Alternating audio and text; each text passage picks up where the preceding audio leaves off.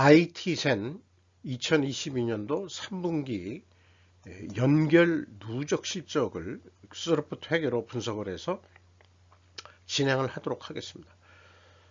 매출은 20% 감소했고요. 영업이익은 59%가 증가했습니다. 매출이 감소했음에도 불구하고 영업이익이 어떻게 59%가 증가했는지 분석 진행을 하면서 그 원인을 찾아보도록 노력해 보겠습니다. 그리고 재고자산 매출원가 불투명이라고 제목을 붙여봤습니다. 내용이 좋았다고 생각하시면 구독, 좋아요 부탁드리고 1.5 배속을 보시기 바랍니다. IT센에 관한 그 뉴스로서 IT센 LG 히다치 인수 완료했다는 12월 9일자 그 파이낸셜 뉴스의 보도가 있었고요.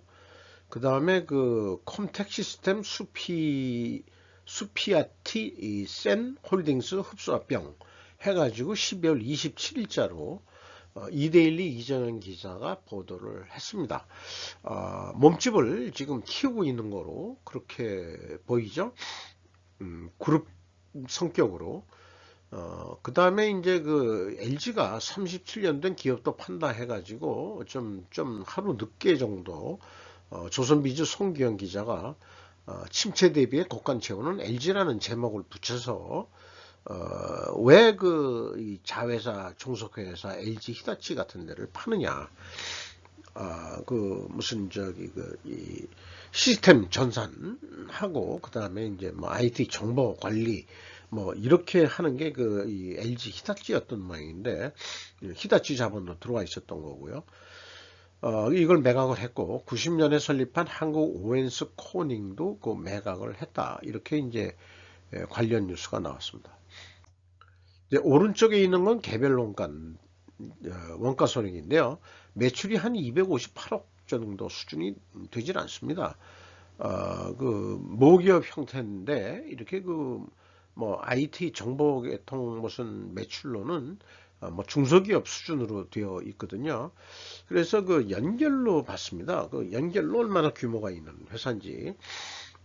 그래서 연결로 그 분석을 해서 말씀드리도록 하겠습니다. 매출은 1조 8천억 원대로서 전년 동기 대비 20%가 감소했고요. 매출 원가는 1.4%가 더 내려갔습니다. 매출 원가가 더 내려갔다는 얘기는 그 플러스일 경우에는 매출 원가가 그 매출 증가보다는 더 작아졌다 이런 얘기가 되겠죠.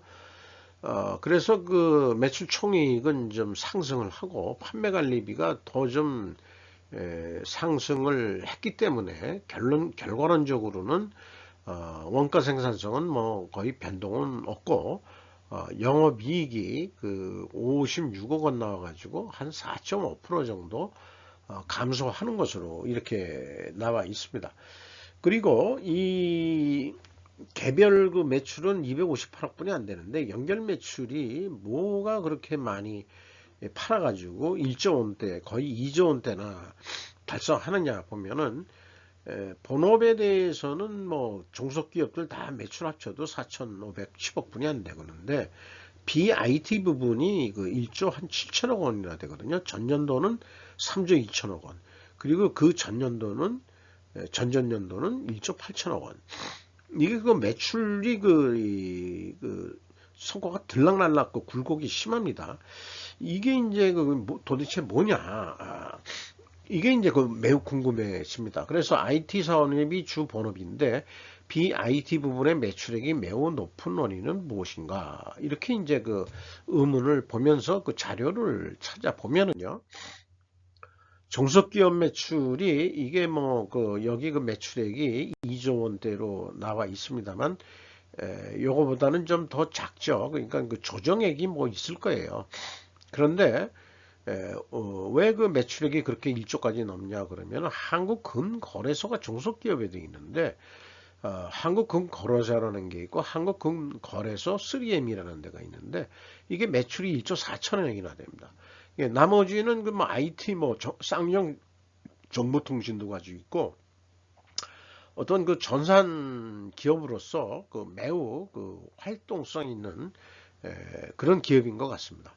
그런데 그런 기업이 한국금거래소까지 그 어떤 그 전산 기반으로 거래되는 프로그램을 해가지고 지금 금거래소도 운영을 하고 있는 거, 뭐 이런 등등으로 해서 그 매출 규모가 뭐 2조 원 가량 되는 것으로 그렇게 나타납니다.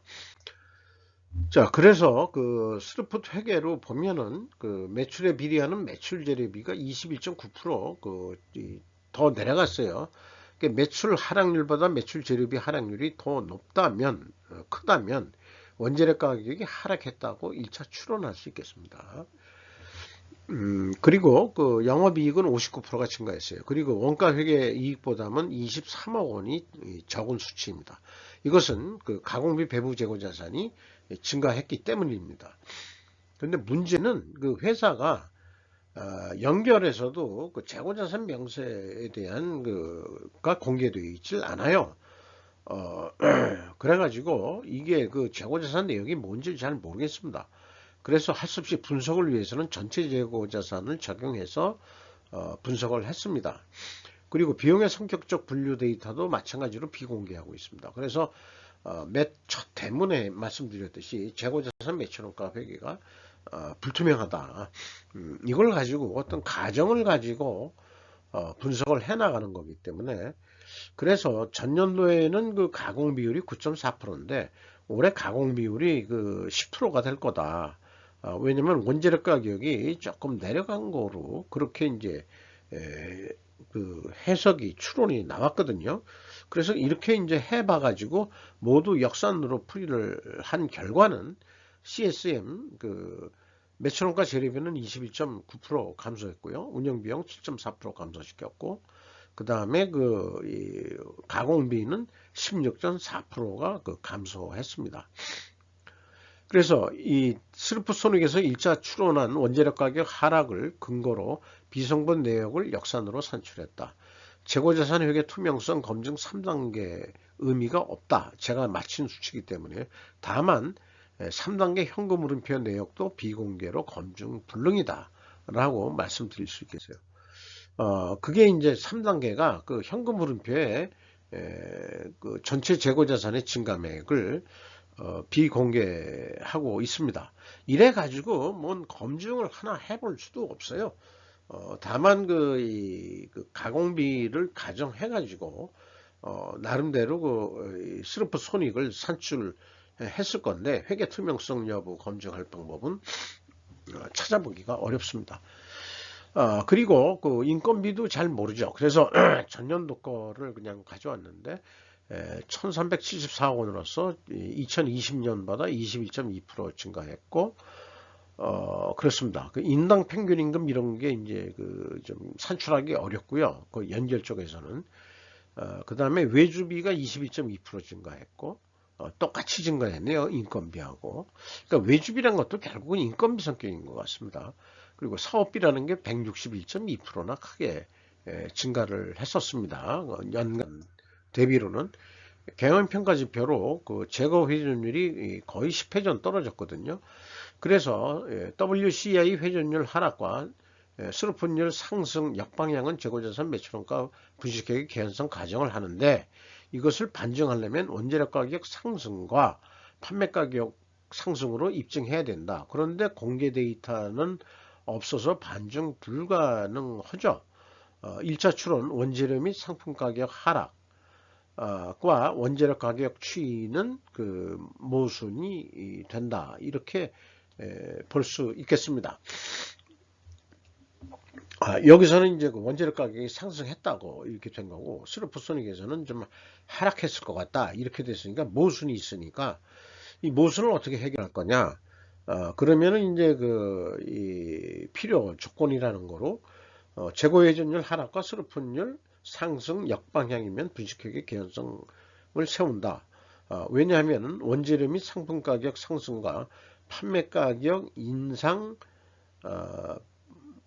미 확인되면 반증이 추론이 가능하기 때문이다. 이렇게 되는데 이 데이터 입증이 불가능한 거예요. 그래서 그 추론이 또 모순이 일어나고, 이러다 보니까 그러면은 이게 분식회계를 반증을 못했다 그런 얘기죠. 그 투명 회계인지 아닌지를 모른다 이게요.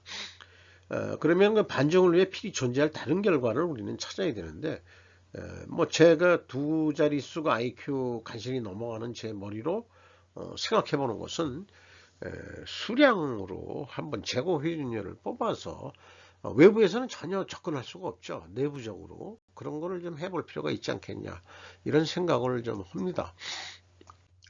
이렇게 해서 그 3분기까지 누적 실적으로 그 재고가 15% 증가한다는 그 가정하에 연말 매출이 2조 3천억 정도 할 것 같다. 그러면은 178억 원이 남는다. 그러면 계획했던 것보다 실제 결산을 하면은 더 나오니까 재고가 증가하면은 이익이 증가한다는 게 이래서 하는 얘기거든요. 그러니까 매출액은 확정 정기일 경우 2년간을 그 따지고 그럴 데서 나오는 논리가 아니다 이 말이에요. 아까 그 슬프 타임즈에서 얘기한 게 있습니다만은, 그래서 반대로 재고를 15%만 줄인다. 매출액이 그 고정된 상태에서 그러면은 영업이익이 그 영업 손실로 그냥 떨어져 버립니다. 그 차이가 515억 원이나 이렇게 되는 거죠. 이게 원가 회계 산식이 문제다 하는 거지. 그게 문제라고 얘기하는 거하고 그 엉터리다 하는 거하고는 좀 다른 얘기죠. 다른 얘기죠.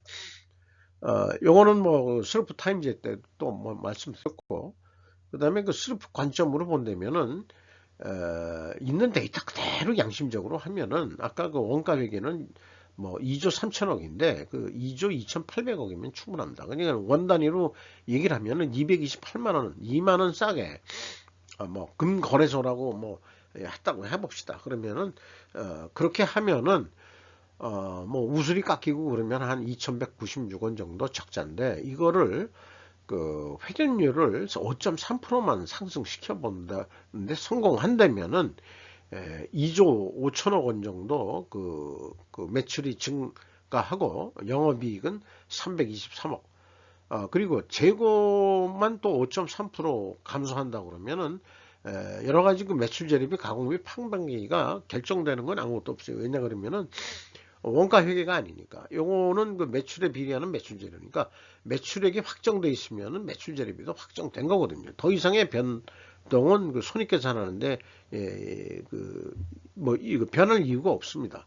그래서 그 갭이 345억 원인데 이 범위 내에서 연말 결산이 될 것이라고 그렇게 예상을 할 수 있겠습니다. 주가는 좀 1365원이 떨어졌어요. 그 다음에 그 장부 가격 30%뿐이 안 되는데 LG 히다치도 인수하고 뭐 굉장히 잘 나가고 있는데 좀 평가를 좀 많이 받아야 될 것 같다. 강진모 씨라는 분이 14.35% 가지고 있고 구센이라는 데가 8.44% 가지고 있습니다. 이상 IT센 2022년도 연결 실적을 슬프 통계로 분석을 했는데, 이 회사가 연간 사업보고서 할 때는 조금 더 그 재고자산 명세와 비용의 성격적 분류 데이터들을 깔끔하게 다 공개해서 원인 분석을 좀 할 수 있게끔 해주기를 바람하지 않게 되네요. 이상 마치도록 하겠습니다.